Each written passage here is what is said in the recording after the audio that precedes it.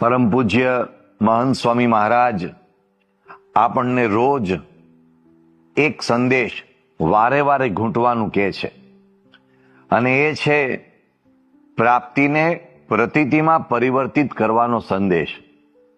આપણને જે પ્રાપ્તિ થઈ છે, જે પરમાત્મા, જે ગુરુની પ્રાપ્તિ થઈ છે, એ પ્રાપ્તિને આપણે કેવી રીતે પ્રતીતિમાં પરિવર્તિત કરી શકીએ.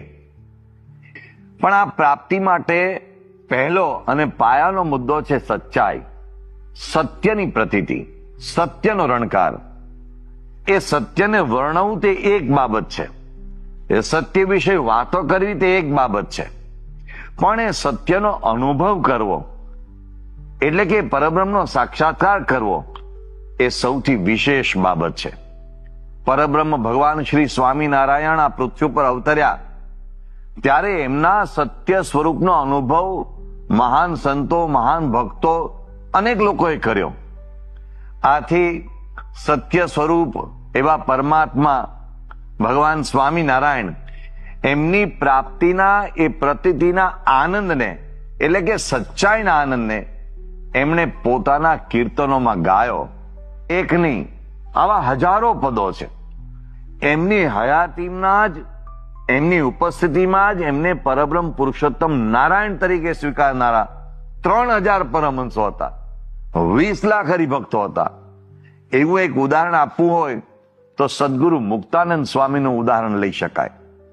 રામાનંદ સ્વામીના પ્રમુખ શિષ્ય, અને એ મુક્તાનંદ સ્વામીના શિષ્ય તરીકે લગભગ 9 મહિના સુધી ભગવાન સ્વામિનારાયણ રામાનંદ સ્વામીના આશ્રમમાં નીલકંઠ વર્ણી તરીકે રહ્યા હતા.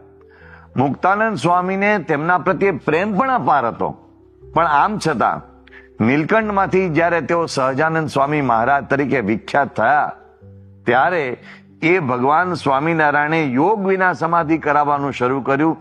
એનો પ્રથમ વિરોધ કરનારા મુક્તાનંદ સ્વામી હતા. પરંતુ જે મુક્તાનંદ સ્વામીએ ભગવાન સ્વામિનારાયણે કરાવેલી સમાધિનો વિરોધ કર્યો હતો, એ જ મુક્તાનંદ સ્વામીને સચ્ચાઈની પ્રતીતિ થઈ.